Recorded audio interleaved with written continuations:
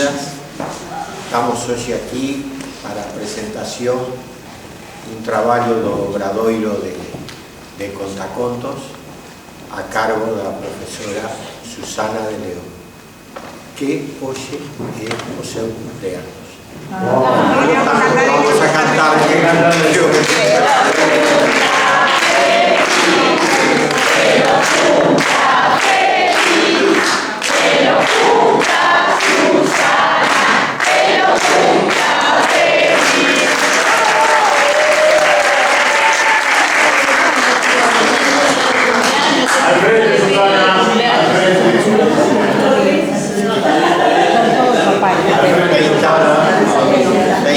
feita esta presentación, damos paso a los compañeros.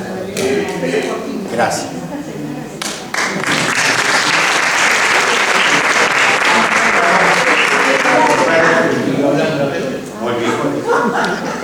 Bien apuntado, igual. Muy bien.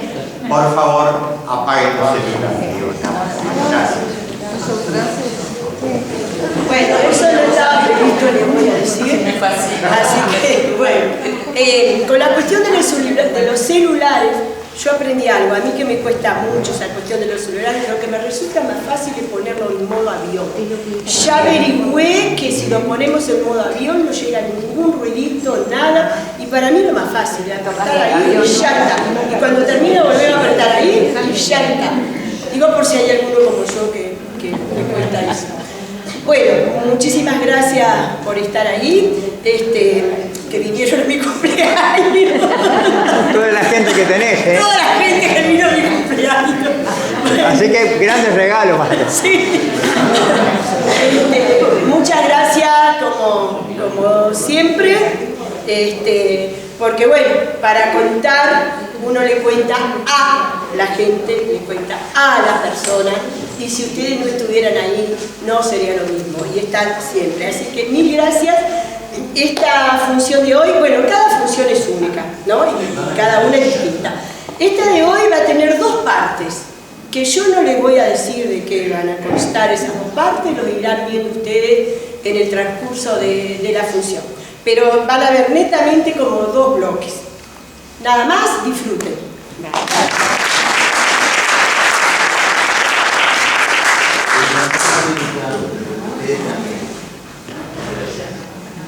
Yo tengo una buena torre, la tarimba limbarón. Yo tengo una buena torre, la tarimba limbarón. La nuestra es la mejor, la tarimba limbarón. La nuestra es la mejor, la tarimba limbarón.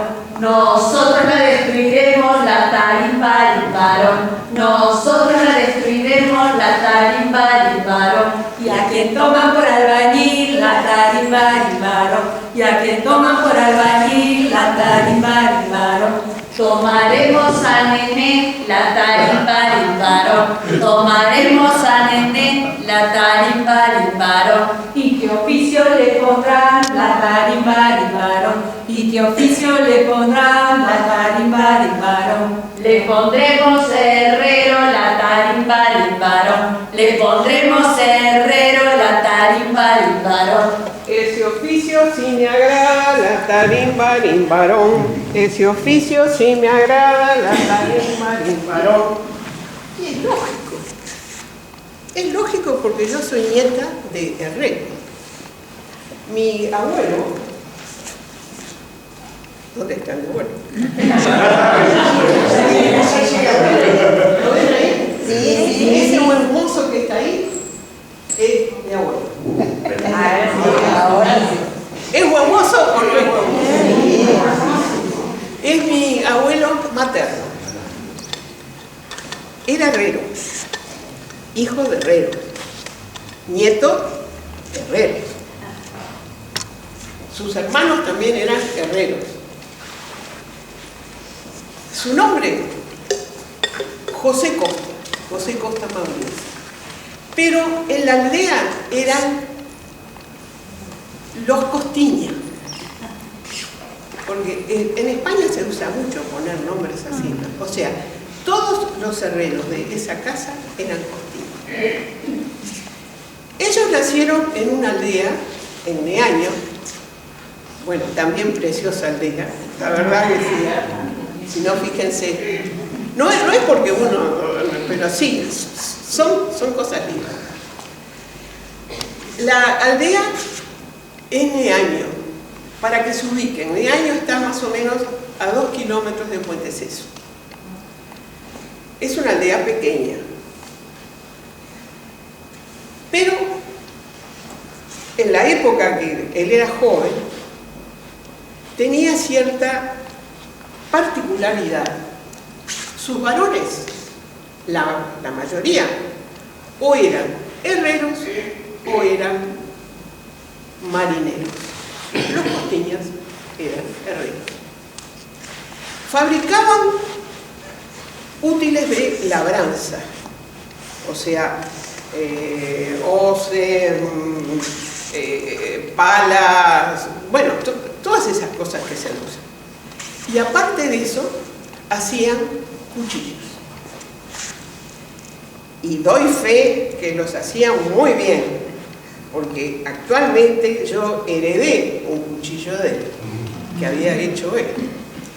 Y aunque tengo una caja llena de cuchillos de todos colores, como es esos que se usan ahora, cuando quiero cortar, recurro al cuchillo del abuelo. Él vino para acá cuando tenía aproximadamente 25 años. Ya tenía su familia formada ya y tenía sus hijos pequeños. Vino, no solo él, vinieron muchos de Neaño a construir el Palacio Salvo. Él estaba de lo más orgulloso de haber construido el Palacio Salvo. Y me explicaba, yo estuve desde el principio. Dice, cuando soldaba, dice, los hierros que hacían el andamiaje para el cemento. Y cuando hacíamos las rejas, los portones y las puertas, porque se usaba en esa época hacerlo todo con hierro. Yo le preguntaba, ¿cómo el hierro, que es un elemento tan rígido, tan duro, podía hacerse de diferentes formas? Entonces él me decía, con unas pinzas largas agarro un pedazo de hierro, lo pongo en la fragua, se pone al rojo vivo y a golpes de martillo le voy dando la forma que quiero. Hace años, cuando fui por primera vez a España, hace bastantes años, estuve un tiempo en la casa materna y me encantaba caminar por esas callecitas de Neaño. Un día estaba caminando y una señora viene, aldeana típica, con su delantalito cruzado y su pañuelito, y me dice, ¿quieres costiña? Yo, primera vez que me decían costiña, dije, sí. Me dice, ¿y qué costiña eres? Entonces ahí yo respiré ese aire a océano, ese aroma a pino, se me inflamó el corazón y le dije, eu son Carmiña, a filla de Carmen, a neta de Pepe, o mellor Ferreiro de Neaño.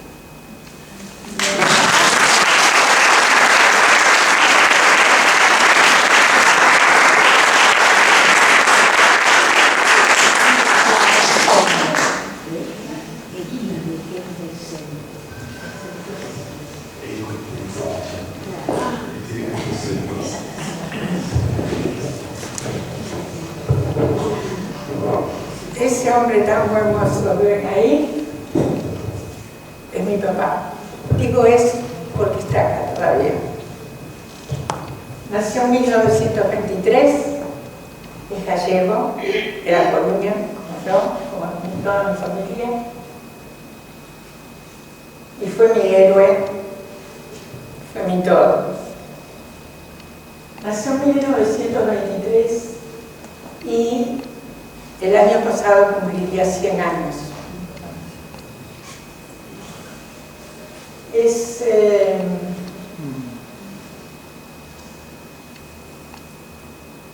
Tenía una niñez tan pobre, era el segundo de 8 hermanos y tenía que estar él de mayorcito había un zoqueiro en la cuadra de la calle, de la cerca, y el zoqueiro lo llamaba para que lo ayudara a huecar la madera de álamo que se hace en los suecos. Y él le hacía los suecos a todos los hermanos y para él también. Era una Galicia muy empobrecida en ese tiempo. Eso lo marcó bastante.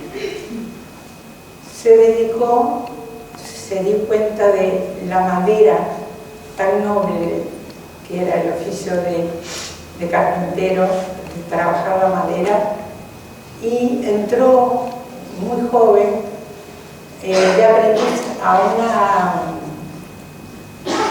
una de las compañías más importantes de la colonia de carpintería, que se llamaba Servimón. No sé si ustedes se acuerdan, no sé si alguno era de la colonia. Y allí trabajó 12 años y ahí aprendió todos los secretos de la buena carpintería. Era un carpintero de primera. Salió de él para hacer el servicio militar. Hizo el servicio militar y conoció a mi mamá. Y ahí se formó mi pequeña familia. Y nací yo en 1947, mi hermana, mi única hermana, en 1952. Y estaba todo bien menos Galicia y menos España. No había trabajo. Y aunque él trabajaba muy bien, no le daba tampoco para ayudar a los hermanos, tenía que ayudar también a los hermanos. Entonces decidió, por el bien de nuestra familia, irse y tuvo la oportunidad de venir a Uruguay, ya que mi tío Moncho, el hermano de mi mamá, Ramón, había venido un año antes y contaba que se vivía muy bien, que había mucha gente de trabajo. Entonces se decidió y en 1955 llegó mi padre con su maleta cargada de sueños. Y fue en un año que ganó para mandarnos los pasajes a las 3, a mi mamá, a mi hermana y a mí. Y no solamente eso, sino todo el embalaje de todas las cosas que él había hecho en España para nuestra casa. Él había alquilado acá una casa sencilla, pero la llenamos con todas las cosas que trajimos de España. De todo, hasta la máquina de coser, Singer vieja. Yo me traje mis chinitas de jugar a la payana, a las piedritas, y mis muñecas, pero lo más importante que trajimos fue su banco de carpintero. El banco de carpintero que usaba en mi casa, porque en la carpintería donde trabajaba tenía otro banco de carpintero, pero el de casa lo usaba para trabajar los sábados y los domingos, porque nunca tenía descanso. Todo era para ahorrar y volverse a los 5 años. Quería hacer suficiente dinero para poder instalarse en su tierra natal otra vez y todo lo que ganara en las Américas. Habíamos ido a hacer las Américas. Bueno,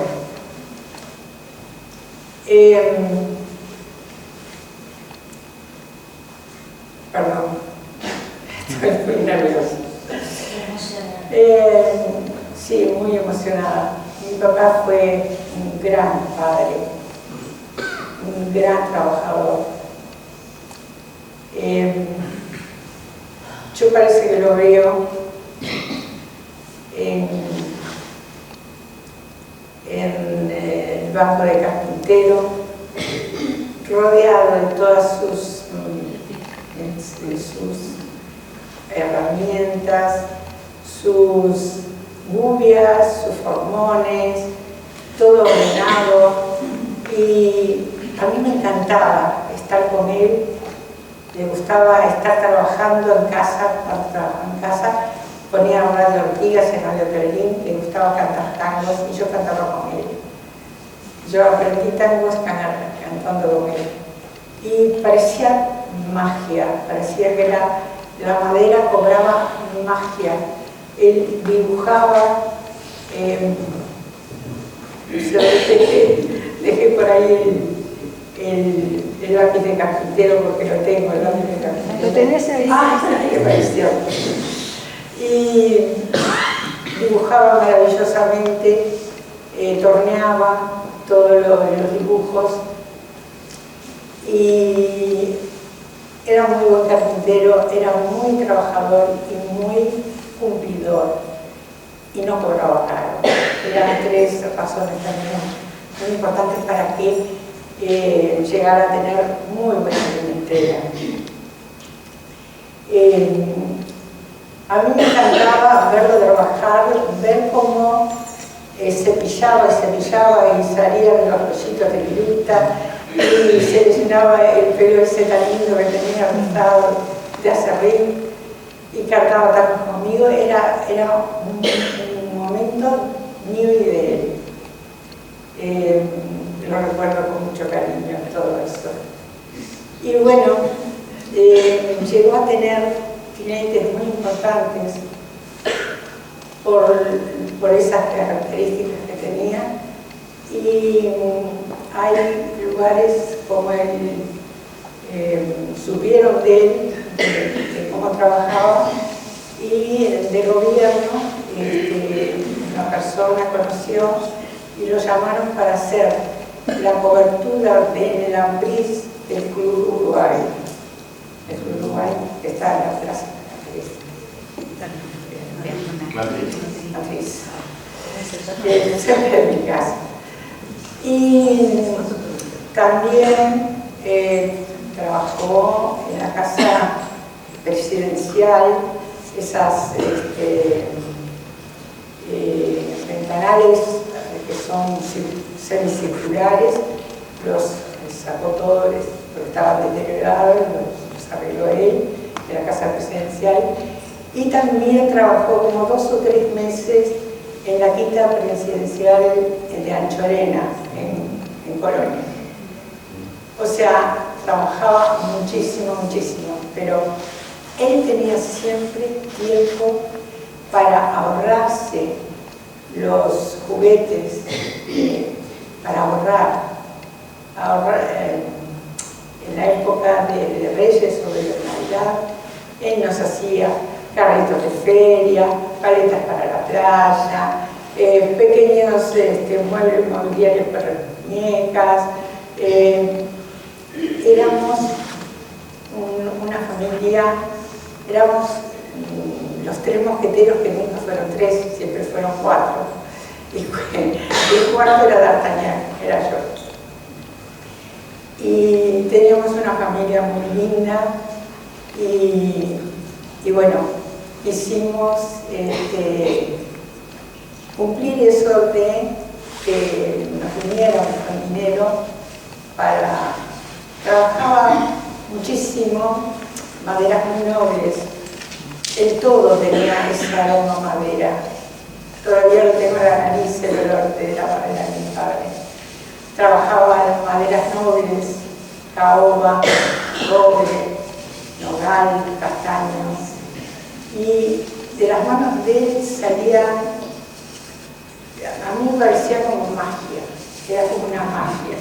Ensamblaba, cepillaba, percolaba. Eso,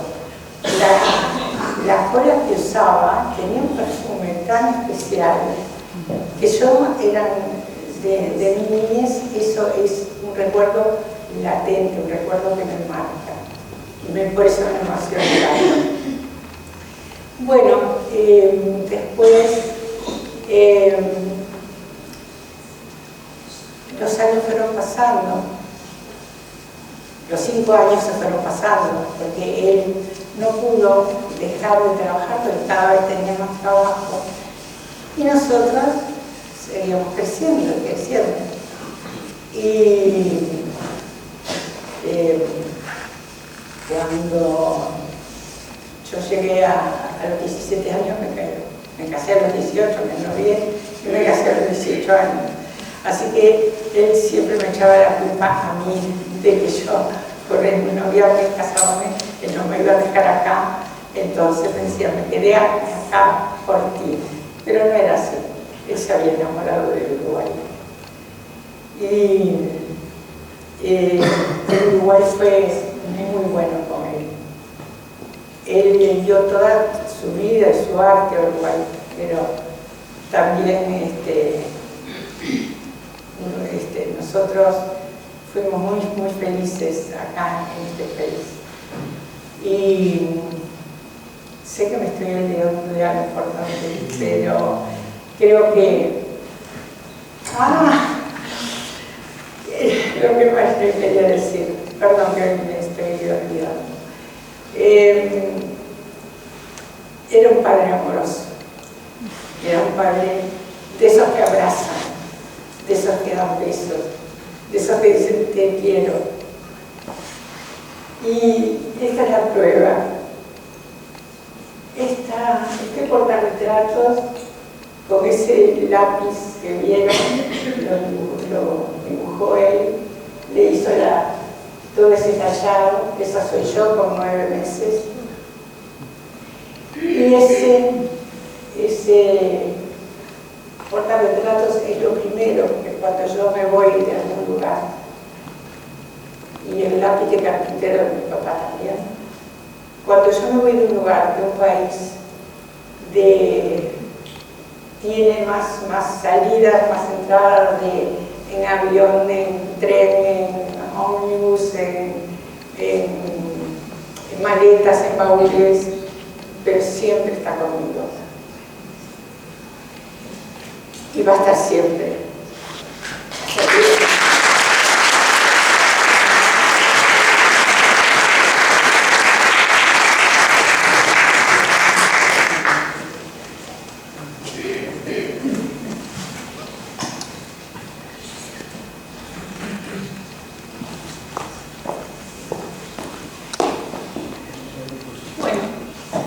Quiero hablar de un oficio diferente, el oficio de alfarero. Mi padre era alfarero, mi abuelo, y dicen que hasta 2 generaciones más atrás. Por eso hoy les quiero contar la historia de mis raíces, de mi familia gallega, de mis ancestros. Corría el año 1953 y un 3 de febrero llegaba al puerto de Montevideo, proveniente de Vigo, el barco Monte Urbasa. En él llegaba don Pedro Seán Añón, un gallego como tantos, en busca de una vida mejor. Traía consigo una valija llena de sueños y un oficio que aprendió de sus padres y de sus abuelos en su Galicia natal. Nació en Buño, un pueblo ubicado en la comarca de Bergantiños, Malpica de Bergantiños, perteneciente a la provincia de La Coruña. Un 7 de febrero de 1929. Y con solo 8 años de edad se subió al torno del cual nunca más se bajaría. Y pronto se destacó por su destreza, por su rapidez y con los años por el perfeccionamiento del oficio. Pero Buño no era un pueblo cualquiera. En Buño la alfarería se remontaba al siglo XVI. Era un oficio que se iba transmitiendo de generación en generación, de padres a hijos a través de los oleiros y de las oleiras, que eran como se les llamaba a los alfareros y a las alfareras en esa región de Galicia. Pero ¿cómo se trabajaba en Buño? Primero había que conseguir la materia prima, que era el barro. ¿Dónde? En el monte de Os Barreiros. Las mujeres eran las encargadas de trabajar ese barro. Con un pinzón en grandes pilas de piedra machacaban y ese barro hasta convertirlo en polvo. Lo cernían para sacarle las piedritas o las impurezas que podrían encontrar en él y luego lo dejaban orear en grandes recipientes. Luego venía el alfarero, que tenía que preparar ese barro, porque ese barro no se puede utilizar así. Entonces, ¿qué hacía? Primero le hacía ciertas composiciones, feldspatos, caolín, greda, agua, y con esa composición formaba la arcilla. Debía trabajarlo mucho, tenía que amasar y amasar ese barro. ¿Para qué? Para, bueno, darle elasticidad para poder trabajarlo y sacarle todas las burbujitas de aire que pudieran quedar para que después, cuando lo llevaran al horno, no se resquebrajara o estallara. Era un trabajo que debía hacerse con mucho... traía un gran esfuerzo físico y debía ser hecho con mucho detalle, con mucha calma, porque de eso dependía el éxito después de la pieza. Tenían que formar lo que se llamaban las pellas. Las pellas eran unos conos de barro que se ponían arriba de la mesa que formaba parte del torno. Debían taparla con lienzo, mojarla con agua para que no se resecara. Y después cada una de esas pellas iba a ser una pieza, ¿verdad? ¿Cuál era el horno que se utilizaba? El torno que se utilizaba en Cunio. Bueno, era un torno alto, rápido, de pie. En esa época todavía no existían los tornos eléctricos, ¿no? Dependía todo de la fuerza del alfarero. Y la forma que tiene ese torno es, arriba tiene una rueda pequeña que se llama roda, unida a un eje de hierro o de metal, que abajo tenía otra rueda muy grande que se llamaba volanta, que el alfarero la mueve con el pie, para darle rapidez a ese torno. Se empieza a mover la rueda de abajo, después de la de arriba, y esa fuerza centrífuga es la que hace que la pieza levante, ¿verdad? Tiene un asiento todo unido y tiene una mesa donde se iban poniendo todas las pellas. Las herramientas que se usaban eran muy pocas, o sea, son las manos del alfarero, el pie, su fuerza, su mente obviamente y su creatividad, y después unos pocos elementos, como era un cuenco que siempre estaba lleno de agua para mojar las manos, para que se pudiera deslizar esa pieza, un alambre para sacar la pieza y ponerla arriba de la mesa, y después unas pocas espátulas que se usan para después hacer el pulido de la pieza. Bueno, ¿cómo hace el alfarero para hacer esa obra? Primero le daba velocidad al torno, después tomaba la pella y con un golpe fuerte en el centro de esa pella empezaba a levantar la pieza, a levantarla, y después los dedos índices se introducen en el medio, hacen que esa pieza se ahueque y se empiece a abrir, y ahí después depende del arte de cada alfarero, ¿verdad? Bueno, después todas las casas en Cunio tenían 2 o 3 alfareros, padres, hijos y primos, 1 o 2 tornos, y después tenían fumeros. Los fumeros eran para hacer un presecado de las piezas, estaban vidriadas o pintadas con óxido, para después llevarlos a los hornos definitivos. Los hornos definitivos eran unos hornos colectivos que usaba todo el pueblo, ¿tá? Había unos chicos para 2.000 piezas, otros más grandes para 5.000 piezas, se ponían todas paraditas en forma circular y debían descargar esas piezas en la madrugada para que los otros alfareros pudieran utilizar el calor de ese horno. Muy bien, el más conocido y el que más usaba todo el pueblo era el horno de Os Mourons. También después fueron los de Aposta y fueron los del horno do Forte. Bien, don Pedro llegó a Montevideo con 23 años de edad. Cumpliría 24 a los pocos días de llegar. Lo había reclamado su tío Modesto y vino con un contrato de trabajo, donde hizo un sinfín de trabajos. Pero al año más o menos su vida daría un giro. ¿Por qué daría un giro? Porque entraría en el... se me está secando la boca. Entraría en el taller de los artesanos, que era un lugar donde solo iban a hacer las piezas de altura los alfareros que tuvieran mucha destreza, y mucha rapidez, mucho oficio. Bueno, allí él se encargaría de hacer esas piezas de altura y los ceramistas Marcos López Lomba y Carlos Paviraló serían los que decoraran las piezas que él hacía. Al principio ellos eran muy jóvenes todavía, recién se iniciaban, pero después, a pesar de que todos siguieron distintos caminos, su amistad siguió toda la vida. Pero ¿cuáles fueron las cosas que don Pedro conquistó en el Uruguay con ese oficio que aprendió de sus ancestros en Galicia? Entró en el taller, como les decía anteriormente. Después, cuando se hizo un nombre, se hizo conocido.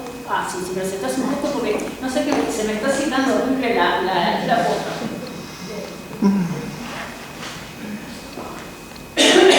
Muchas gracias. Cuando ella se hizo un nombre y se hizo conocido, puso su taller en su casa, con el cual estuvo con él más de 45 años. En él surtía a todos los ceramistas del país, de Montevideo, del interior y a alguna gente extranjera también, sobre todo arquitectos, que le compraban sus piezas crudas y cocidas para que después ellos las pintaran, las decoraran o las llevaran a las exposiciones. Él ahí estuvo muy contento porque pudo volver de nuevo a encontrarse con el oficio, que era lo que era su pasión y era la razón de su vida. Hasta el final fue la razón de su vida porque, como todo gallego, siguió siempre trabajando. Después fundó en la Universidad del Trabajo del Uruguay, en la UTU, la cátedra de alfarería que hasta ese momento no existía en el país. Ahí estuvo 30 años en forma ininterrumpida, desde el año 63 hasta el 93, hasta que se jubiló. Fue un maestro querido por los alumnos y él se enorgullecía de decir que sus alumnos andaban por el mundo haciendo maravillas. Obtuvo luego una beca en la República Argentina para hacer química en esmaltes y para hacer cerámica artística. Sus profesores decían de él, al hacer la evaluación, que siempre se destacó por su iniciativa propia, por su espíritu de perfeccionamiento y de superación. Y si bien le habían enseñado y lo habían guiado, también habían aprendido de él. Después de eso, vinieron exposiciones en Montevideo, en el interior, en Buenos Aires, en Brasil, y vinieron una cantidad de premios, de reconocimientos. Casa de Galicia le dio su medalla por alfarero destacado, el Club Español, la Universidad del Trabajo. Pero él, la placa y la medalla que más atesoró fue la que le dio el Club Bergantiños del Uruguay, que era el club que abarcaba la región de donde él era oriundo, por su difusión de la cultura gallega en cerámica, por sus 30 años de enseñanza al mejor estilo de Galicia. También el escritor Andrés Alsina lo incluyó en el libro Oficio del Tiempo y dijo de él: dicen que nadie maneja mejor el torno de alfarero y no hay por qué dudarlo. Sentado en su trono, que obtuvo por derecho propio, mueve la volanta con el pie y con sus manos, con sencillez, hace el acto mágico de la creación. También a él le preguntaban en ese mismo libro sobre la alfarería, y él decía: lo más importante son las manos. Nada supera las manos del hombre, ni aún con todas las tecnologías. Es una maravilla. ¿Y ¿sabes por qué? Porque la mente es infinita. Ese alfarero de espíritu aventurero, inquieto, que nunca perdió su acento, y que siempre estuvo orgulloso de ser gallego, ese Oleiro era mi pai.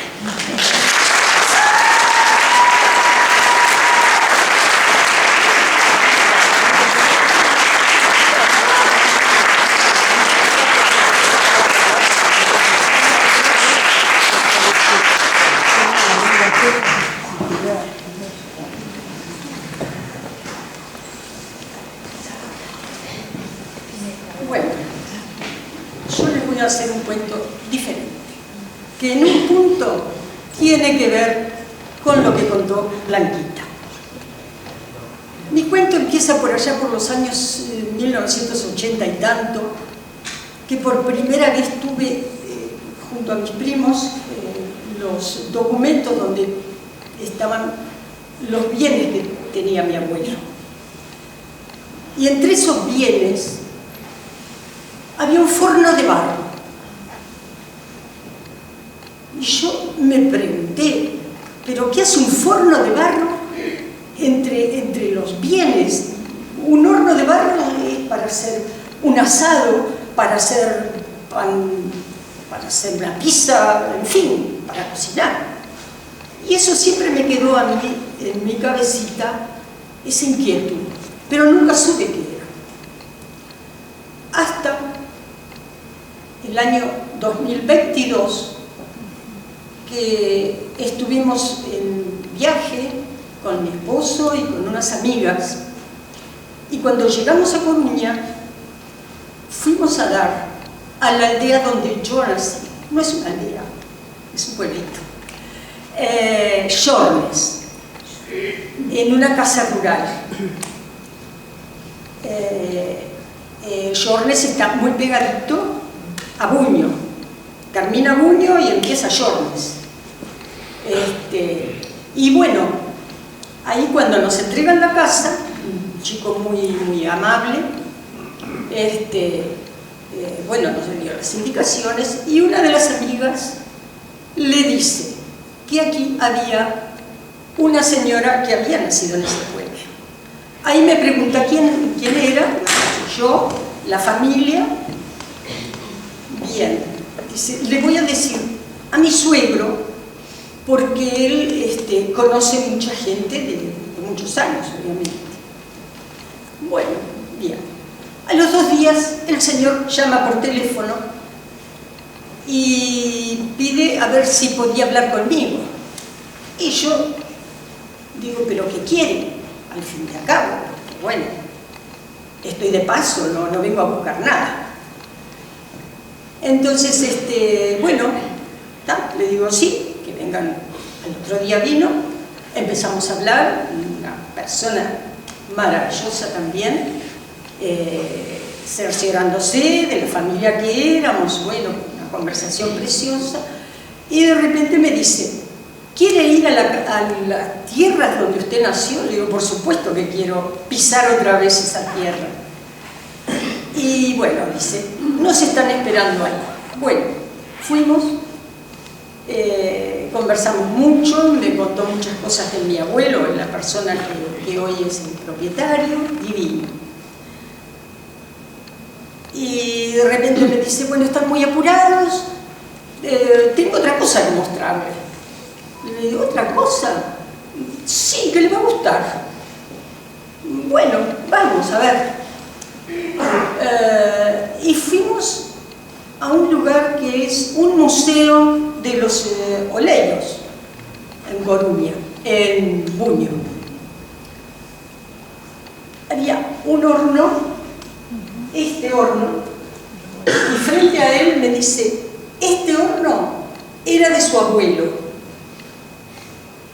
el forno dos Mourons, que realmente yo quedé sorprendida cuando me contó lo que hacía para ese pueblo, que eran todos oleiros, y la mano de obra prácticamente en los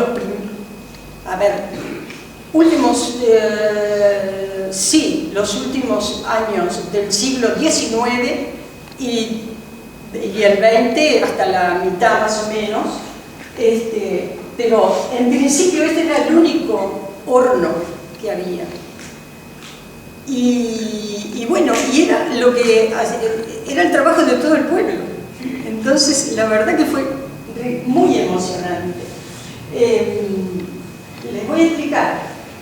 Acá, esto, dentro de esas maderas, ahí se ponían todas las piezas, todas muy ordenadas, primero las más grandes, después las pequeñas. Eso lo hacía el alfarero, ¿verdad? Luego, por la parte de atrás, por agujero, ponían ramas muy finitas, para que el calor fuera muy tenue, para que se cocinara bien y no se quebraran las piezas. Así que ese era un trabajo de un día entero. Eran de 20 a 24 horas el trabajo. Entonces, cada día era para cada alfarero. Bueno, todo eso lo aprendí en el 2022. Está documentado que en el siglo XVI le encargaron al pueblo de Buño hacer los tubos de barro para los desagües para el agua, para los desagües de agua o para el traslado de agua. O sea que esto viene de muy lejos, este horno. Y también no hay documento, pero se supone que en el siglo XV también hubo un pedido para las cañerías que estaban en la ciudad de Coruña. Eso era para la ciudad de Coruña. Así que bueno, yo le presenté a mi abuelo también, que tiene que ver mucho con lo que contó Blanquita, porque es muy seguro que hubieran tenido trato su papá con mi abuelo, porque mi abuelo estuvo hasta los años 30 o 40, no sé, por ahí. Así que bueno, esa es mi historia.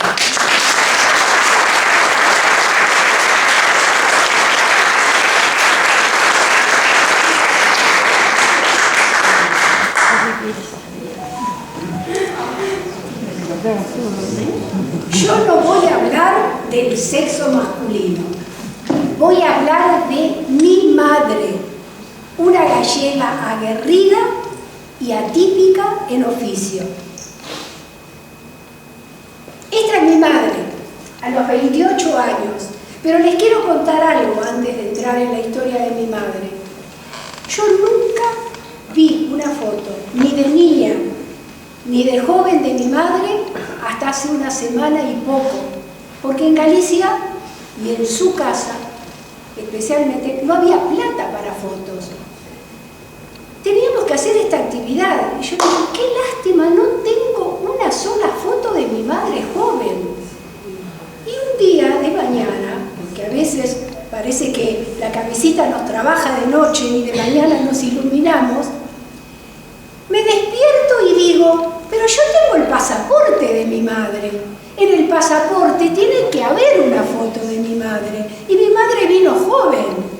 Y allá me voy y revuelvo todos los papeles y encuentro esta foto que es la del pasaporte.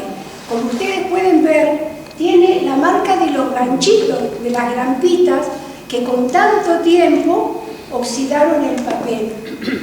Esa es mi madre a los 28 años.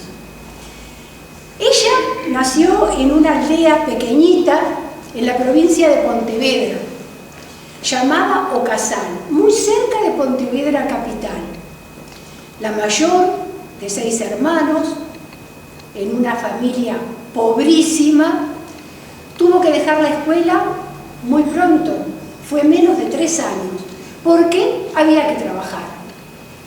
Y lo primero que hizo fue trabajar la tierra para los vecinos y llevar a pastorear las vacas, a cambio de comida y algunas monedas, pero fundamentalmente comida, que era lo que se precisaba en su casa.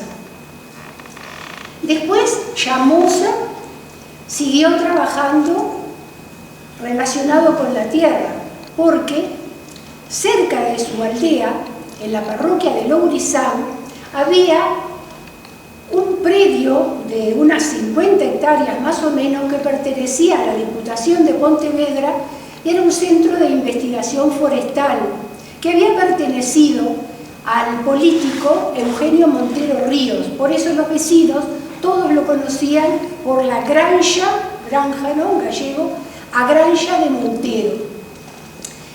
Allí la dictadura franquista apostó a la plantación masiva de eucaliptus para la fabricación de la pasta de celulosa, para el papel. Y mi madre ahí lo que hacía era fundamentalmente recoger semillas de eucaliptus, juntar las semillas, a veces también trabajar la tierra.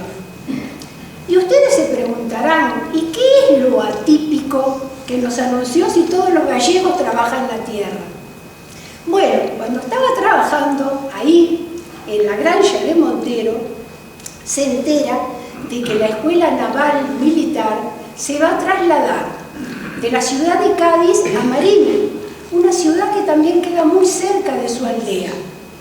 Y como el local que adquirieron es una escuela de tiro, necesita refacción y ampliación y precisan operarios para la construcción. Entonces, como pagaban mucho mejor que la granja de Montero, mi madre se va a anotar y le dicen que no, por ser mujer, pero finalmente toman unas pocas mujeres porque había escasez de mano de obra masculina. Acá tenemos la Escuela Naval Militar.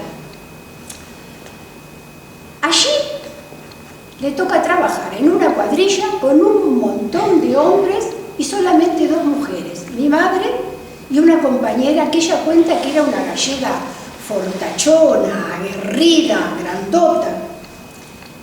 Y los hombres, imagínense, solo 2 mujeres, albañiles, el gremio de la construcción, les tomaban el pelo, se pasaban riendo de ellas. Un día la compañera desafió a uno de los que más se burlaba a ver cuál de los 2 podía levantar más peso de un material pesado. Y, para sorpresa del supuesto sexo fuerte, la que pudo levantar más peso fue ella, la mujer. Y ahí se terminaron las burlas. También se terminó el trabajo de refacción de la escuela naval. Pero mi madre se entera, les quiero contar antes de esto, en esta escuela naval militar de Marín recibió instrucción el actual rey de España, Felipe, su padre, el rey Juan Carlos, y en este año lectivo 24-25, porque ellos arrancan después de agosto, va a comenzar su instrucción naval la princesa Leonor, la futura reina de España. Se termina el trabajo en la escuela naval, pero mi madre se entera ya por 1950 que en la ciudad de Monforte de Lemos, en la provincia de Lugo, se van a arreglar una cantidad de calles céntricas y van a hacer otras también. Y allá se va, porque mi madre lo que quería era juntar muchos cartillos para salir de la miseria de Galicia, emigrar a América, a algún país de América y después reclamar a su madre y a sus 5 hermanos. Yo lamento en el alma no saber más de este periplo de mi madre como albañil, algo tan poco femenino, digamos, porque cuando era adolescente no le presté la atención que debía prestarle. Después la vida nos llevó por diferentes caminos, uno se casa, los hijos, etc. Y ahora no tengo a quién preguntarle, pero sí lo que recuerdo que ella estaba siempre muy orgullosa de haber trabajado en el arreglo, porque ya existía, de esa calle, que es Arrúa do Cardeal, la calle del Cardenal, que era la principal de Monforte y sigue siendo la principal hasta el día de hoy. Finalmente, ya lejos de Galicia y lejos también de España, mi madre viene a Uruguay. Y acá también tiene un comportamiento atípico, porque si bien trabajó como empleada doméstica, como la mayoría de las gallegas que llegaban a América, lo hizo por muy pocos meses, menos de un año. Se empleó con un matrimonio solo, sin hijos. Y mi madre, que siempre había trabajado la tierra y trabajado en la construcción, no sabía cocinar. Entonces la patrona le dice: no te preocupes, mientras vos aprendés a cocinar, nosotros seguimos comprando la comida en el bar de la esquina. La cena la llevaba el señor en la noche. Y ahí iba mi madre todos los días a comprar el almuerzo al bar de la esquina, que sé que era en 18 de julio, cerca del Obelisco. No sé ni el nombre del bar, ni esquina qué. Eso es todo lo que sé. Y allí la atendía un mozo, gallego también, llamado Manolo, que resultó ser mi papá. Pero eso es otra historia.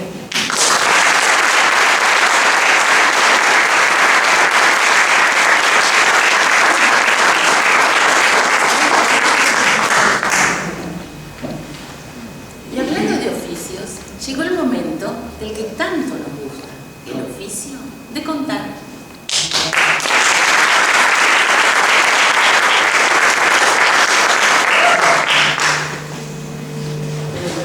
Que las siguieras Para otra actividad. Ah, bueno, así nos comprometemos a venir, desearnos.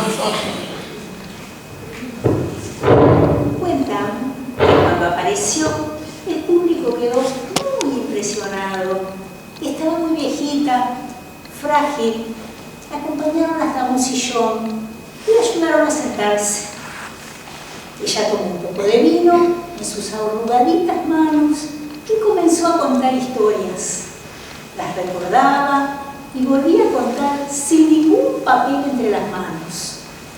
Los jóvenes que estaban allí la miraban asombrados y se preguntaban: ¿pero quién será? ¿De dónde viene? Hoy ya no se preguntan más, porque basta recordar lo que ella dijo una vez: todas las penas pueden ser soportadas si las conviertes en una narración. Hay algo extraño en esto de contar historias. Nos entendemos a nosotros, pero también a los demás, en función de una buena historia. Y ello vale tanto para un escritor como para quien no sabe leer ni escribir, pero que cada noche en algún lugar del mundo hace un cuento que probablemente escuchó del abuelo o de la abuela y le agrega o le quita elementos para hacerlo más actual. Crecimos a través de narraciones. Las primeras que recibimos son simples. Había una vez, luego se van complicando, se multiplican las tramas, los personajes, hasta el desenlace. Pero estructuralmente seguimos anclados en esta extraña necesidad de contarnos todo el tiempo historias.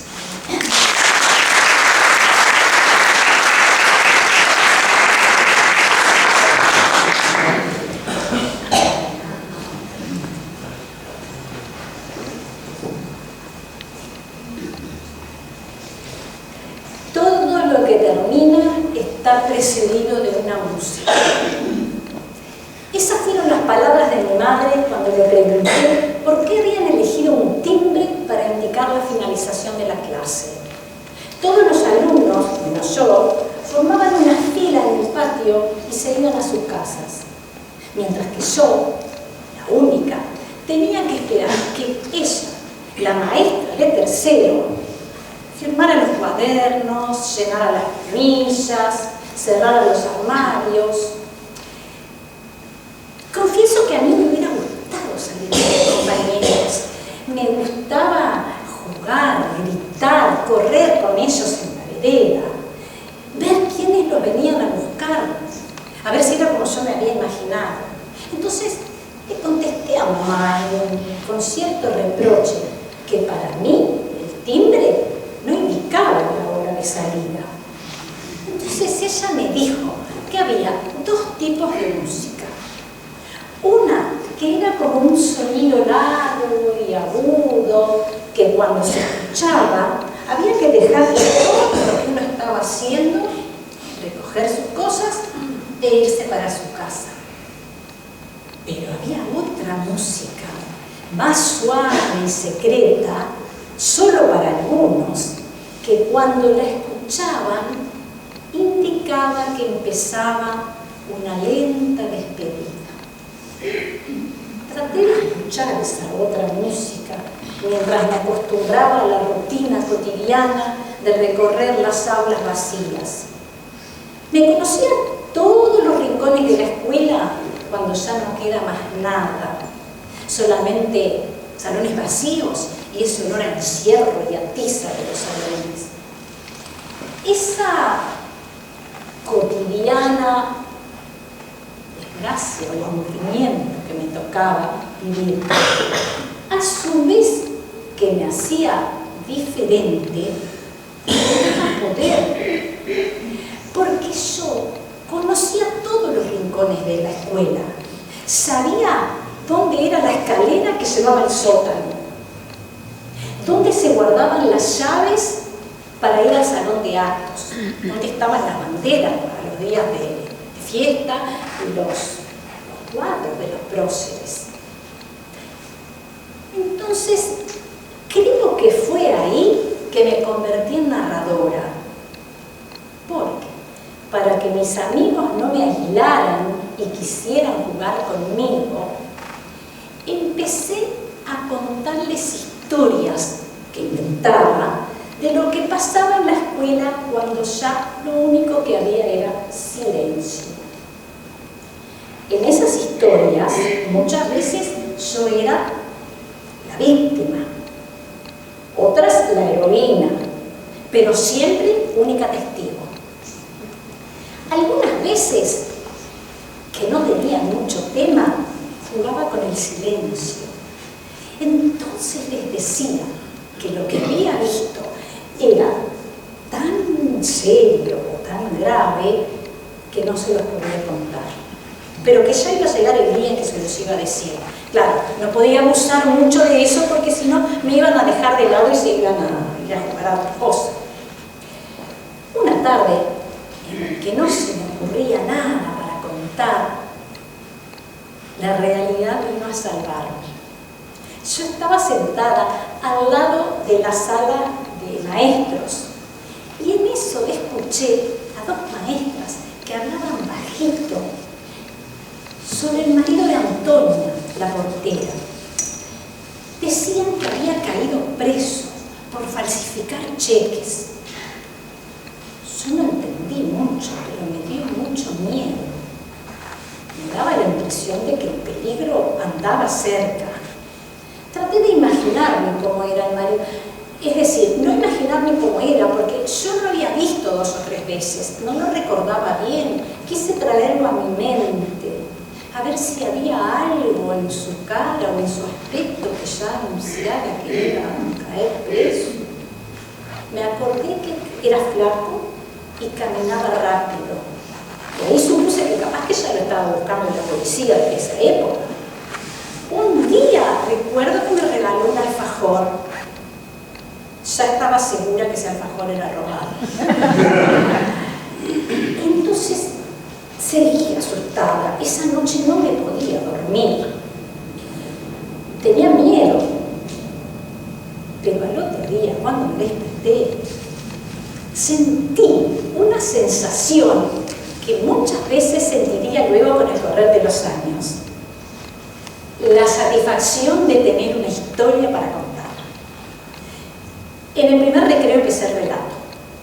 Como no sabía mucho lo que era falsificar cheques, le inventé un asesinato. Y para hacer más entretenida la historia, dije que se había fugado. Tenía que justificar su presencia en la escuela de tarde cuando yo estaba. Entonces dije que yo sabía que se escondía en el salón de cuarto año, porque veía cuando Antonia le llevaba la comida. Un plato de lata con fideos recalentados, un pedazo de pan viejo y una jarra con agua. No dije más nada, cosa que me durara un poco más el cuento para otros días. Ah, no, sí.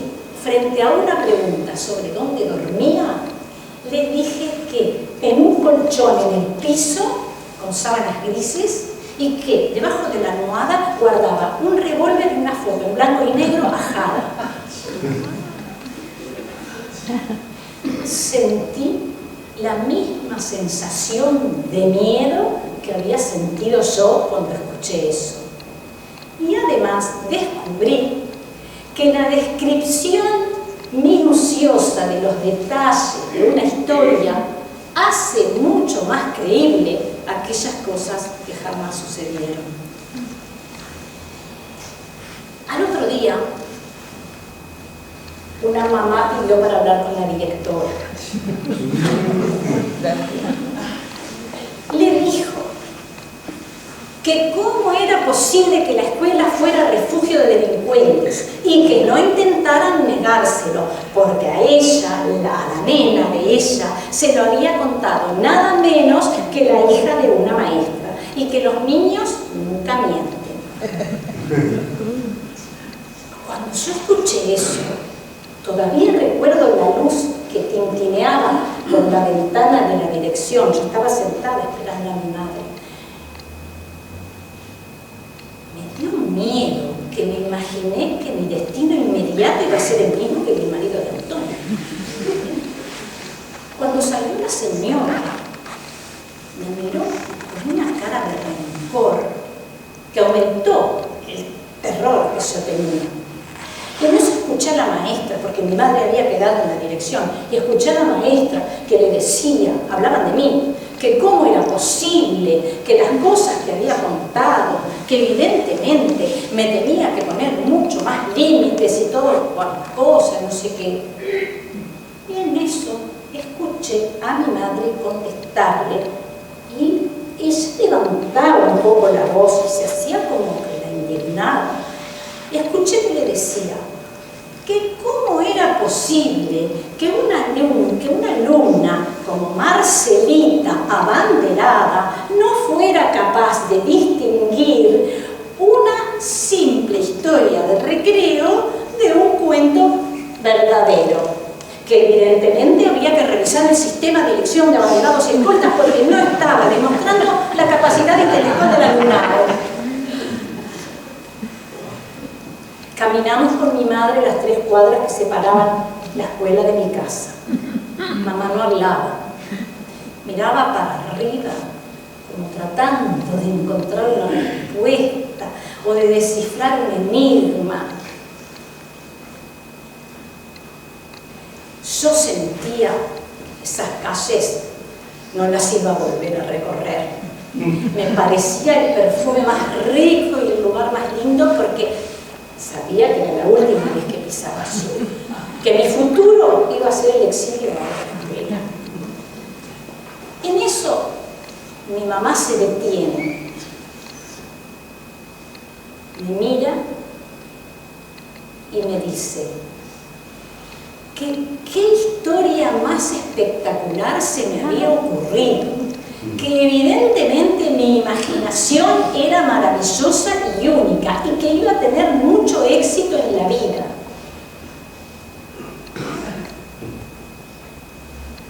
Me di cuenta que no había sentido la música que anuncia los finales.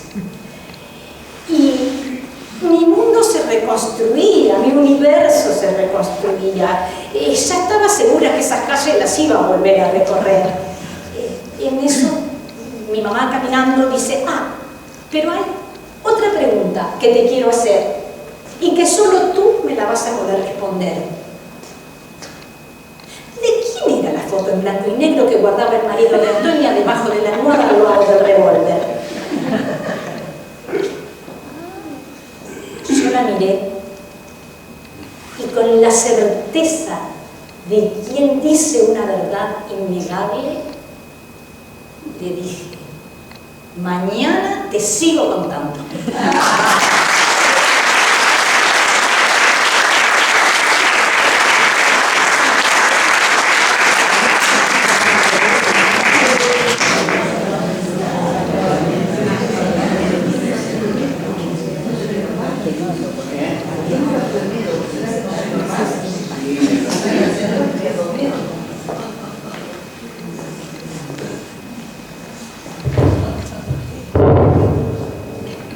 Cuando el abuelo se puso enfermo, yo empecé a ir todas las noches a su cuarto para leerle una historia.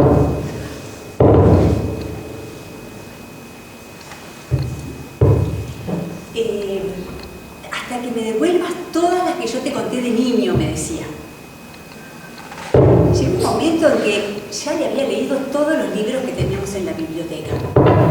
Entonces acudí a la biblioteca del barrio, a mi vieja profesora de literatura, pero nunca consideraba que había saldado mi deuda. Una noche llovía copiosamente y no tenía nada nuevo para leerle, así que fui a la biblioteca y agarré el primer libro que pesqué y subí a su cuarto. Antes de entrar, le di una mirada.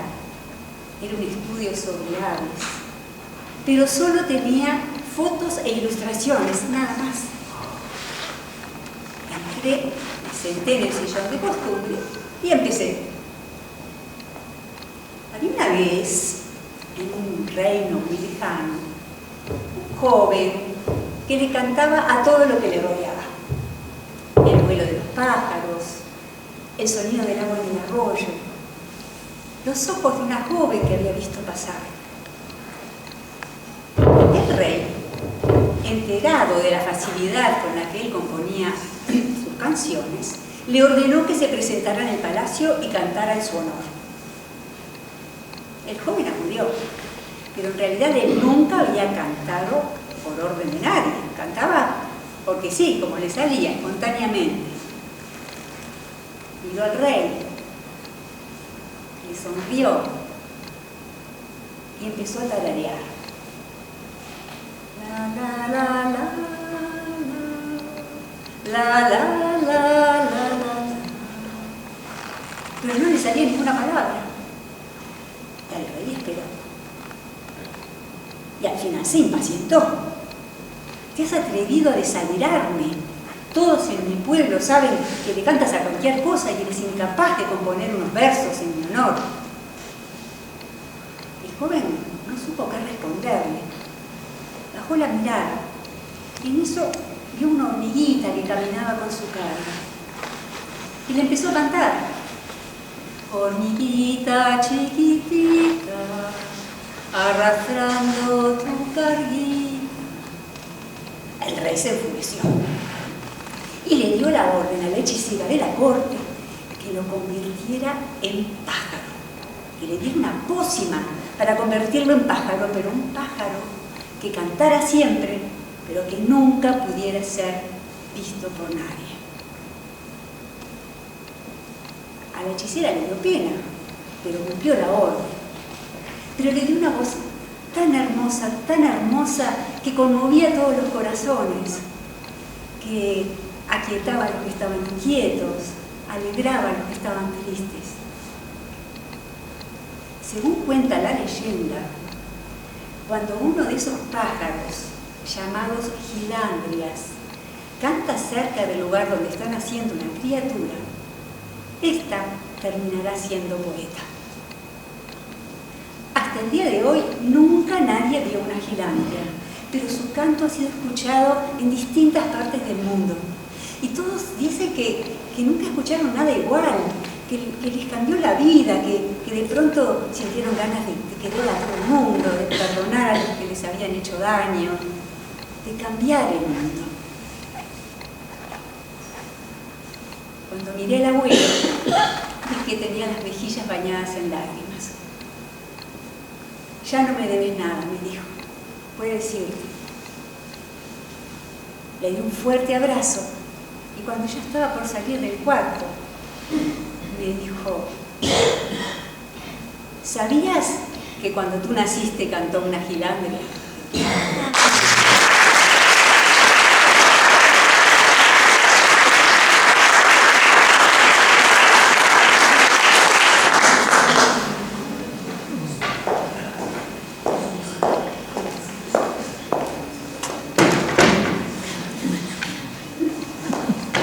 A miña avoa era moi faladora.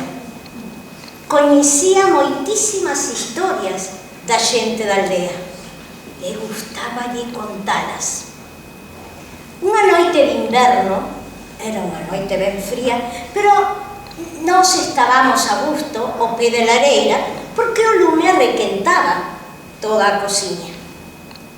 Miña avoa, sentada nunha banca de madeira, miroume para min e dixo: «Nena, vouche contar unha historia que te vai gustar moito.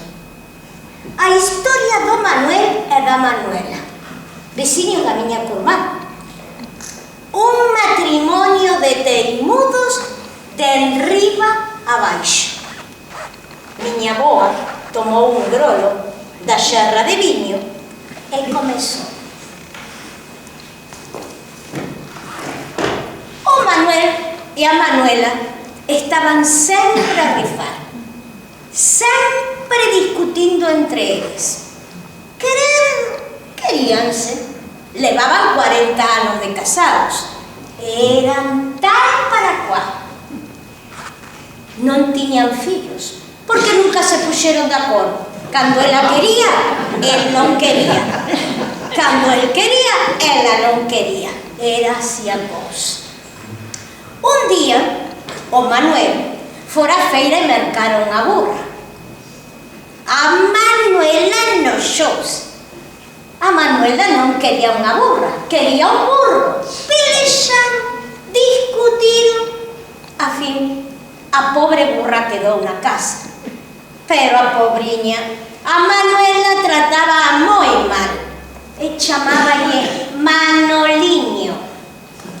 E canto máis vellos se facían, máis roñón se poñían. Outro día, a Manuela trouxo a casa unha cadela que lle dera a súa curmá. Unha cadeliña ben expedida, cariñosa, bonitiña. O Manuel enfadouse. El non quería cadelas na casa. El prefería un can. Estas cousas xa comenzaban moi cedo no matrimonio. De mañá, no almorzo, medían ou coidaban de que ningún tomara máis leite e o pan de millo que outro. E que fixeran? Tiñan unha cunca e marcaron con unha liña cuncas e ningún podía botar máis leite e sobrepasar esa liña. E co pan de boroa tiñan un cordeliño para medilo, como se unha frangulla lle fora vidanelo, como se fora, non sei que faría se foran pan branco. E no xantar e na cea máis do mesmo, e ademais coidando que o outro non fixera trampa.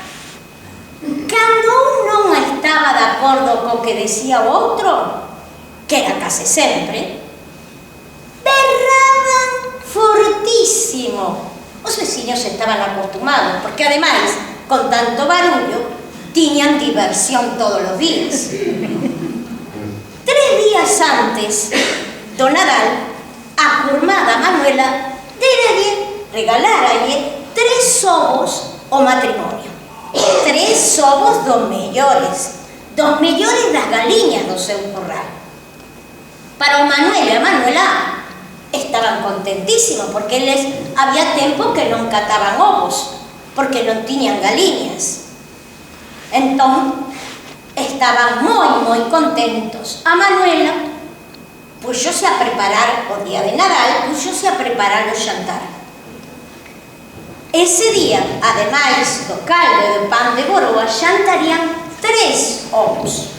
Era unha festa. A Manuela puxo a tixola ao lume, botoulle un anaquiño de manteiga e fritiu os 3 ovos. Ese cheiriño a ovos fritidos encheu toda a cociña. Sentaron ao redor da mesa. De contado deronse de conta de que iso non podía ser. Só tiñan 3 ovos. Non se deran conta diso antes. Aquelo iba a rematar moi mal. A Manuela dixo que os ovos lle dera a súa curmá, polo que 2 serían para ela. O Manuel respondeille que el era o home da casa, polo que 2 terían que ser para él. E aí comezou a cousa. O Manuel berraba: 2 para min, 1 para ti. A Manuela respondíalle: 1 para ti, 2 para min. E así estuveron: 2 para mí, 1 para ti, 1 para ti, 2 para mí. Hasta que a Manuela saltou: se eu non como os 2, entón morro. O Manuel respondeulle: pois entón morre. En aquel intre a Manuela morreu. Foron a arranxar o enterro, chamaron o cura. O Manuel e a familia ian diante, detrás iban todos os veciños, laretando do tema dos ovos e dos Manueles. Ao chegaren ao cemiterio, pousaron o cada leito, o pé lo de que xa fixera, do foso que xa fixera o enterrador. E o Manuel quixo darlle un último adeus a súa muller. Por tantos anos, a súa muller por tantos anos. Levantou a tapa da caixa e mirou para a Manuela, para a súa Manuela, e díxolle: canto te vou botar de menos. Entón, sucedeu o que sucedeu. A Manuela, dun brinco, saltou berrando alporizada: 2 para mí, 1 para ti. En menos que canta un gallo, non quedou nese cemiterio ni un alma viva.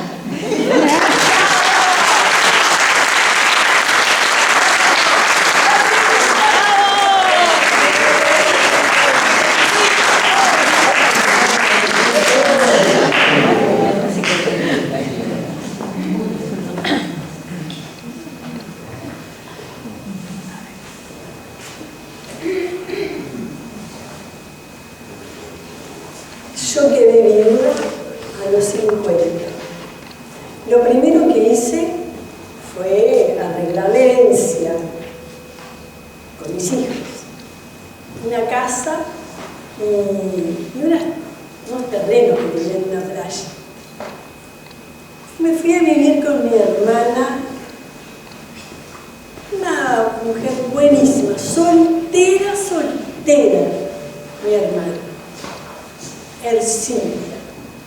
Me dio tanto amor, tanto cariño, porque ella quería que yo saliera de mi situación de viuda. Me agobió con el cariño, pero ella no sabía que yo estaba bien.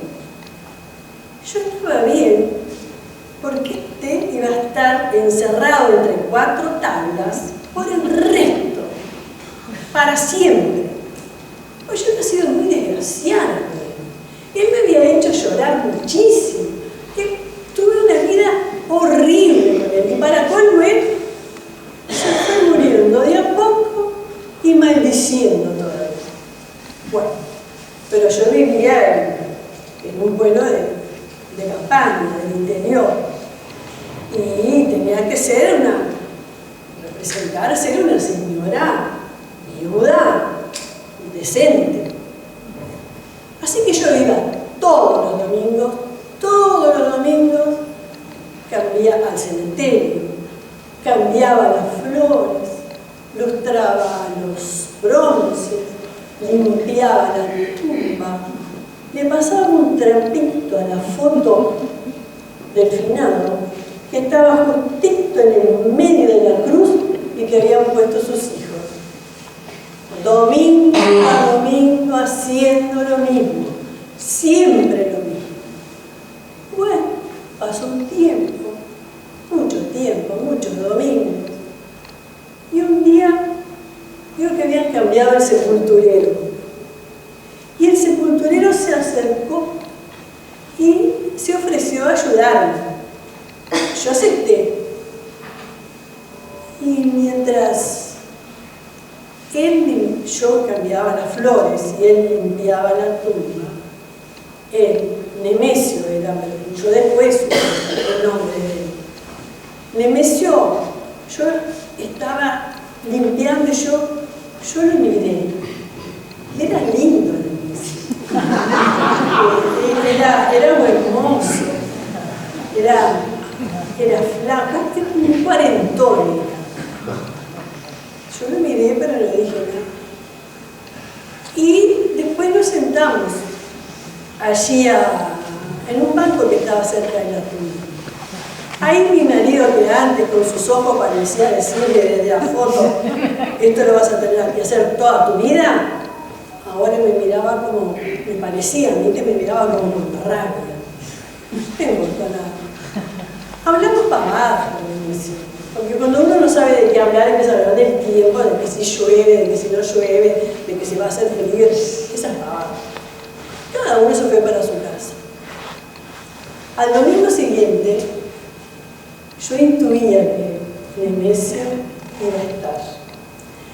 Así que llevé un termo con café. Y después hicimos la tarea, eso sí. Primero que nada, limpiar la tumba, cambiar las flores, siempre cambiando las flores, todo lo que... Y nos sentamos a tomar café. Y ahí ya hablamos un poquito más. Ya nos contamos nuestras historias, nuestra vida, lo que habíamos pasado. Hasta nos reímos de las anécdotas que contamos. Quedó por ahí. Al domingo siguiente, yo llevé otra vez un termo con café, pero además llevé unos bizcochitos de miel que a mí me quedaban y a mí se le encantaron. Y de pronto, entre que tomábamos el café, entre que comíamos los bizcochos, Nemesio me tomó de las manos. Ahí yo saqué rapidito un pañuelito de lino que tenía siempre en la cartera y le tapé la foto con el pañuelo. A esa altura, la gente del pueblo empezó a hablar. Claro, me veían de la mano, tomando café, comiendo bizcocho, decían, mujeres del pueblo, chismosas y un poco envidiosas también, porque Nemesio era lindo. Empezaron las habladurías y llegó a oído de mis hijos. Y vinieron a increparme. Mamá, a tu edad, ¿te parece, mamá? Yo no se escuché, pero no le dije nada, porque nosotros ya teníamos pensado con Nemesio lo que íbamos a hacer, porque había ya un sentimiento especial con Nemesio. Así que no dije nada.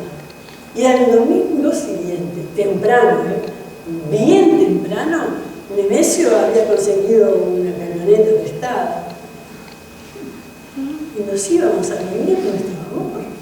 Pero eso sí, antes de irme, escribí una nota. No lo hice por burla, ni para burlarme, no. Era lo que yo sentía en ese momento. Queridos hijos,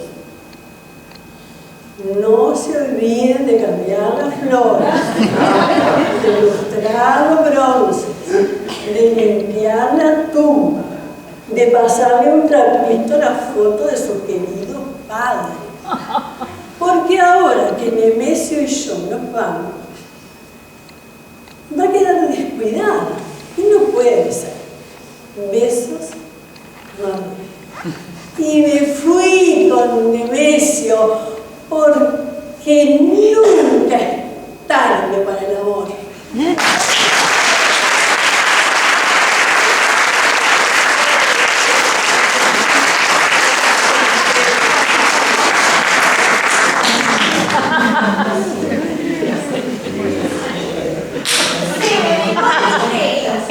Se terminó. Al fin. Ahora sabemos quién es ese hombre de aspecto joven, con algunas canas, mirada triste, que viste una gabardina descolorida y usa zapatos de suela gruesa que pisan fuerte el mármol blanco de la biblioteca. Ahora sabemos que no es su profesor de historia, corroborando datos, tampoco un investigador buscando hechos relacionados con algún acontecimiento histórico importante.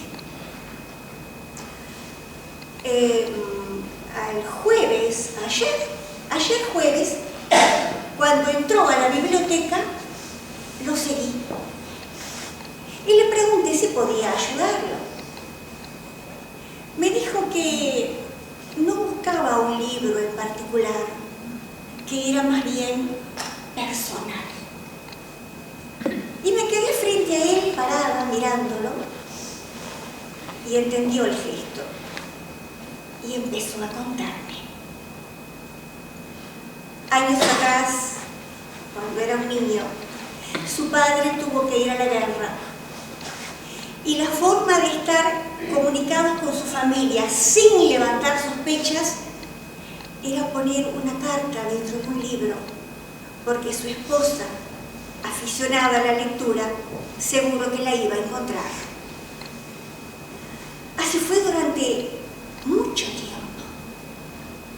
Pero la guerra había terminado y el padre no había vuelto. Aquel hijo buscaba la pieza que faltaba para completar el cuadro. Aquel hijo buscaba la última carta. Entonces le dije que lo ayudaría y empezamos a buscar. Él me indicaba qué libros ya había mirado y quedaba como esperando una respuesta. Ya quedaban pocos libros en el estante cuando frente a mis ojos apareció un volumen de la Revolución Francesa, una edición antigua.